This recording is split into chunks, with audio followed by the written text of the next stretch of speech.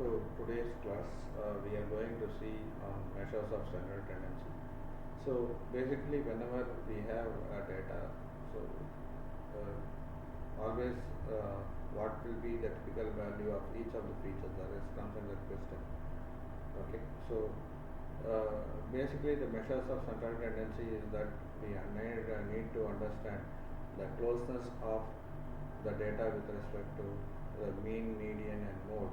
So without an understanding of these, we cannot go for any kind of feature analysis. Okay, so or without understanding the closeness of the mean, median and mode, we cannot properly clean the data, detect the outliers, or communicate the findings to the stakeholders.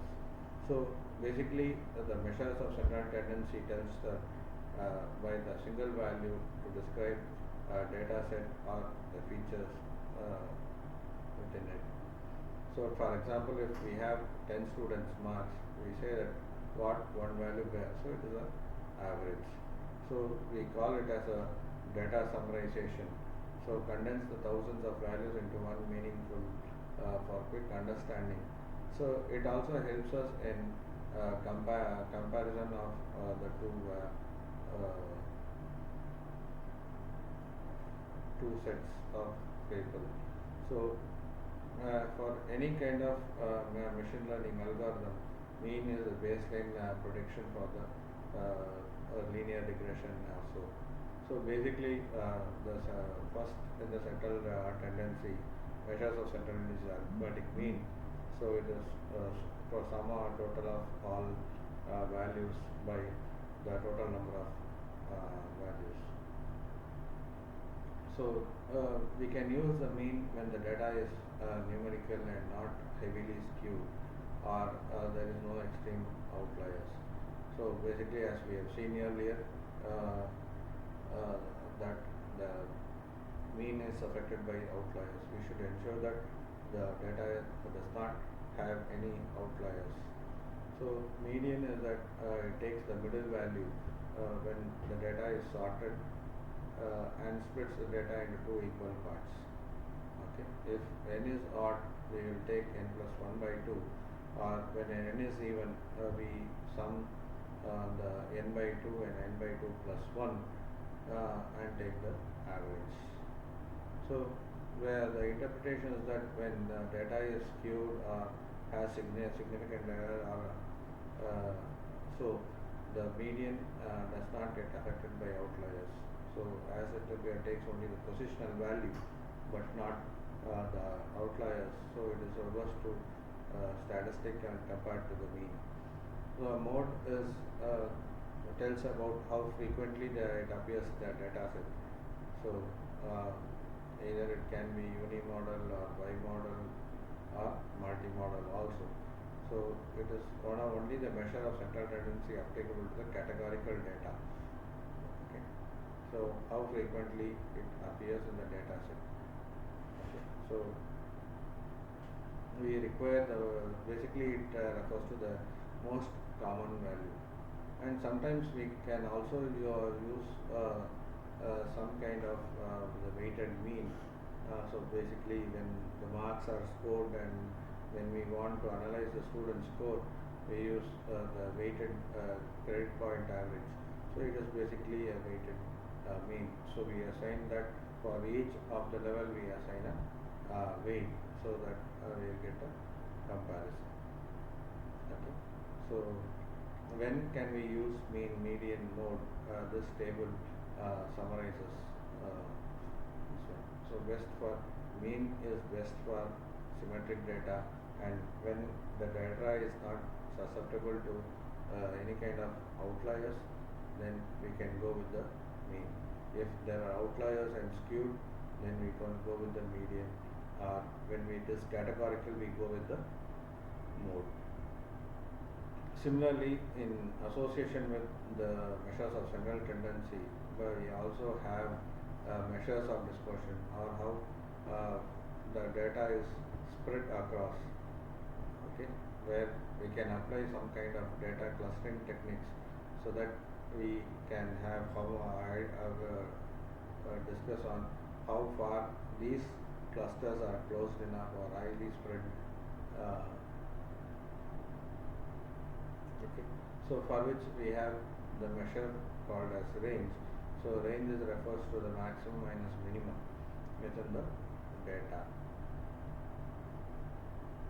So this tells how the data is spread across. So it is simple and fast, and it is good to compute, but it has to be the problem here is that only it uses the two values. Next is the variance. Variance is a measure of an average square deviation from each data point from the mean. So here mathematically we say that sigma square is equal to xi minus mu squared by n. That is the population variance, and in the case of sample variance we go with n minus 1. But what here the problem is that when there is a small error also due to the square, it gets blown up. So this is a major point of problem with the variance. So the solution is that we have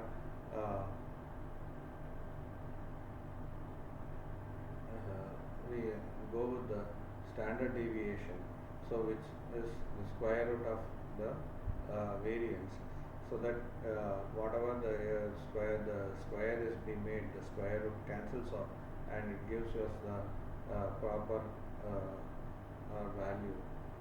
So how much it gets deviate from the mean. So as we have already seen regarding the interquartile range, so it Q1 refers to 25th percentile and Q3 refers to the 75th percentile. So it gives us a better formulation of understanding, which the quartile range, interquartile range helps us to identify which is the lower bound and which is the upper bound, and where, how, and we can compute the outliers based on that. So it is a robust alternative to the standard deviation when particularly the data are skewed. So we can also use the coefficient of variation, that is sigma by mu into 100. So that gives us the how far it is deviated from the mean. So we have the comparison of range, variance and standard deviation. So range we have seen the max minus mu, and when the data does not have the outlier, we can go with it. Variance again sigma, wherever we have the not outlier we can use. So when the outlier is there, we need to use IQR for outlier identification, and the covariance is dimensionless. So next is the percentile and quartile.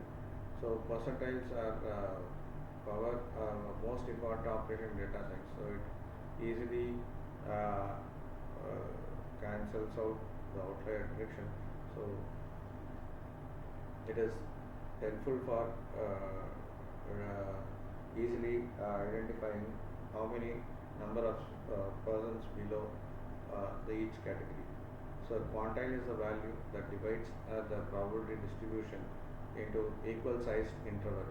So the kth quartile is the value below which the k proportional data is, right. So basically when we have quantile families, so quartiles means we divide the value into 4 equal parts, Q1, Q2, Q3 and Q4.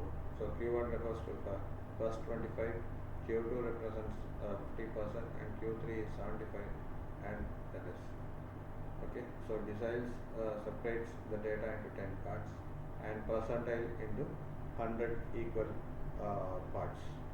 Okay, so which helps us to easily categorize the student. So the p percentile is the value below which the p% of data falls. So if your score is 85th percentile in an exam, it means that we have scored better than 85% of all the test takers. So the mathematically it is given by P by 100 into N. So where it is L is the local index, P is the desired percentile, and N is the number of data points available in my data set. So quartile split the order into Q1, there is a lower quarter county, Q2 is the middle, and Q3 is the upper quarter county. Okay, so my data divides into 4 parts.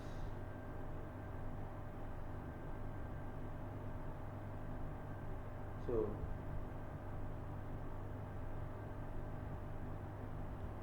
always when data is there, the 5-number summary gives us the value.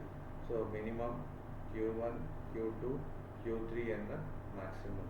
So this together they describe both center, spread and the range. Thank you.